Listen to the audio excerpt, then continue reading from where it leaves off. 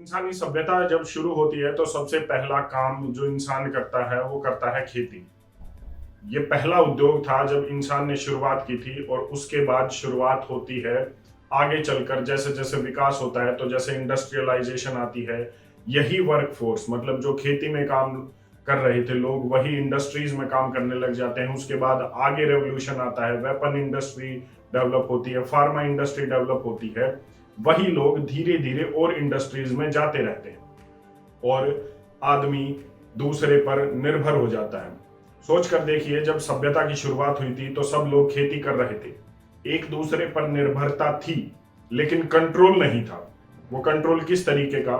मान लीजिए आप और मैं खेती कर रहे हैं, मुझे ऐसी किसी भी तरीके से आपकी जरूरत नहीं है कि आप मुझ पर कंट्रोल करें। मैं अपना उगा सकता हूं, अपना खा सकता हूं। ऐसा ही कुछ पहले के समय में होता था, लेकिन आज एक दूसरे पर डिपेंडेंसी नहीं है, एक दूसरे पर कंट्रोल हो गया है। और सुप्रीम कंट्रोल आजकल किसका हो रहा है वो हम सभी जानते हैं।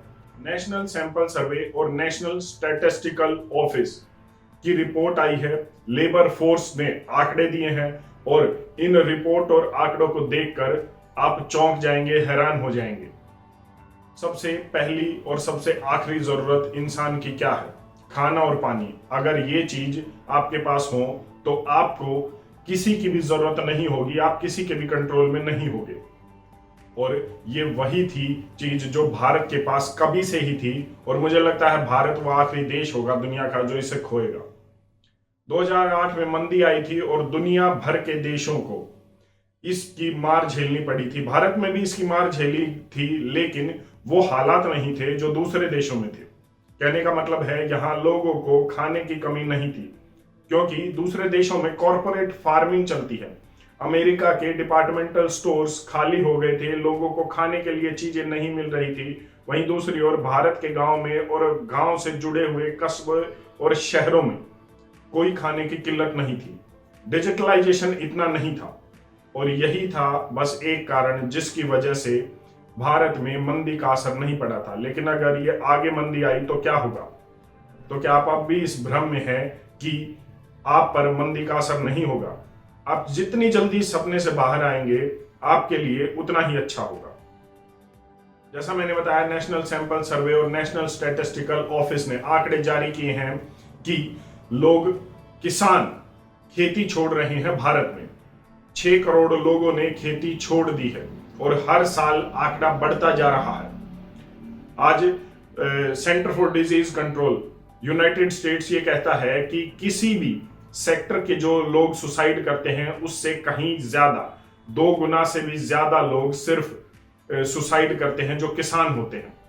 भारत में 2016 में 5,600 फार्मर्स ने सुसाइड किया था ऑफिशियली। अनऑफिशियली कितनों ने किया इसका कोई आंकड़ा नहीं।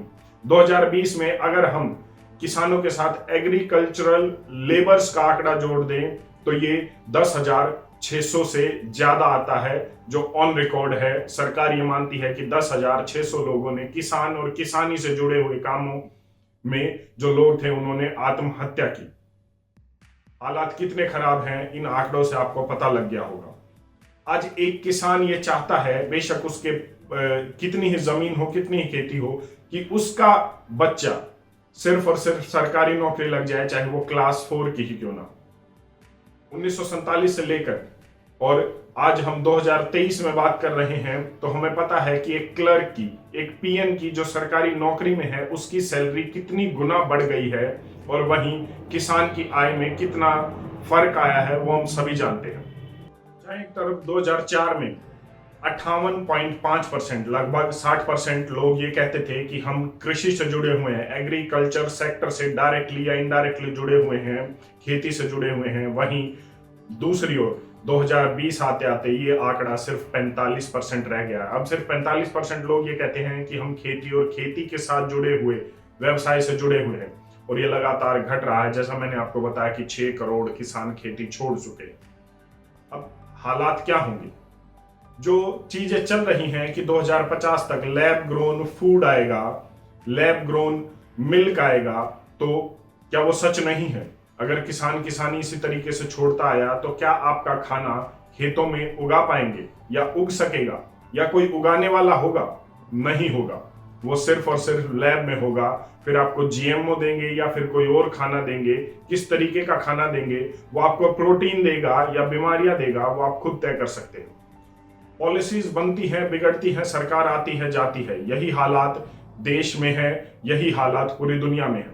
आज न्यूजीलैंड के फार्मर, ऑस्ट्रेलिया के फार्मर, ब्रिटेन के, कनाडा के फार्मर्स, हर जगह किसान प्रोटेस्ट कर रहा है कि उन्हें खत्म किया जा रहा है।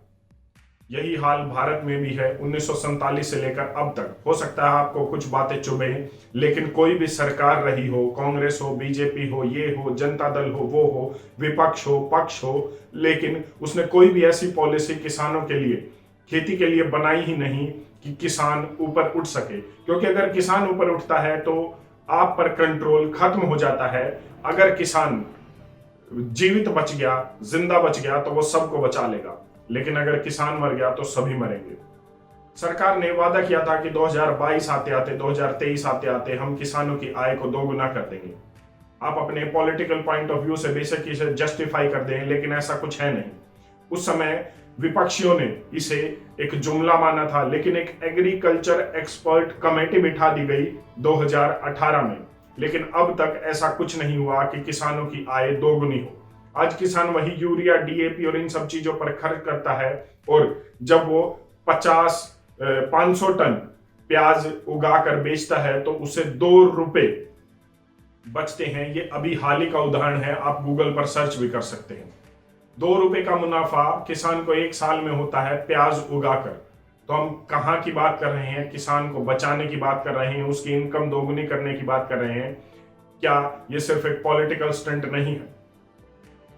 अब आप कहेंगे कि ये सब चीजें चलती आ रही हैं, ये सब हमें पता है, लेकिन इसका समाधान क्या है? समाधान हमेशा से ही मुश्किल चीजों का समाधान आसान चीजों में होता है। आप फैमिली डॉक्टर रखते हैं, मैं हमेशा कहता हूं आप फैमिली किसान रखिए।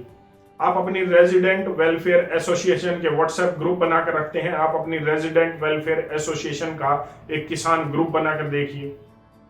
मेरी जानकारी में कई सौ किसान हैं जिन्होंने अपने लेवल पर मार्केटिंग करके खुद ऑर्गेनिक जो है फसलें उगाई हैं, ऑर्गेनिक दाल चावल उगाए हैं, और वो अब शहरों में आकर उसे बेच रहे हैं औने पौने दाम पर नहीं।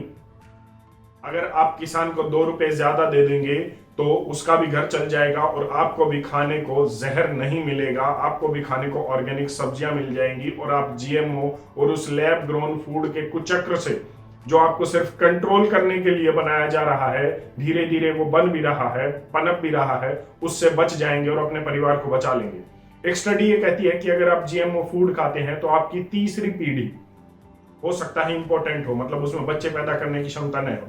क्योंकि जब लैब्स में जीएमओ फूड पर रिसर्च की गई तो जिन चूहों को जीएमओ फूड खिलाए गए उनकी तीसरी पीढ़ी इंपॉर्टेंट थी, वो बच्चे पैदा नहीं कर पाए। मुझे लगता है कि आपके दिमाग में कुछ बातें जा रही होंगी। बहुत से ऐसे किसान हैं जो आज ऑर्गेनिक उगाते हैं और वो दिल्ली, मुंबई, चेन्नई, कोलकाता जैसे शहरों में, बड़े शहरों में महीने में 1 बार आते हैं सामान बेचने के लिए। तो आप अपनी सोसाइटी में, अपने फ्लैट्स में, अपने एरिया में, अपनी कॉलोनी में ऐसा एक किसान से संपर्क कर सकते हैं जो इस तरीके से आपको चीजें डिलीवर करे। अमेज़न से बाहर आइए, उन ऑनलाइन कंपनियों से बाहर आइए जो इस देश को लूट रही हैं। आप किसान को भी समृद्ध बना सकते हैं, क्योंकि आज भी किसान में वो पोटेंशियल है जो इन समस्या से आपको निजात दिला सकता है। वरना गुलामी आपके दरवाजे पर खड़ी है, आज नहीं तो कल आपको गुलाम होना पड़ेगा, और ये गुलामी सीधे तौर पर होगी। हाँ, हाथों में बेड़ियां नहीं होंगी जैसा पहले होता था, लेकिन गुलाम जरूर होगी। तो अगर आपको इससे बचना है तो यकीन कीजिए कि आपको एक फैमिली फार्मर का कंसेप्ट अपनाना ही होगा, अपना समूह तैयार करना ही होगा, जिससे किसान भी समृद्ध हो, आप, आपके बच्चे भी बीमारियों से बचे रहे। आपकी इस पर अपनी क्या राय है कमेंट करके जरूर बताएं। धन्यवाद। जय हिंद।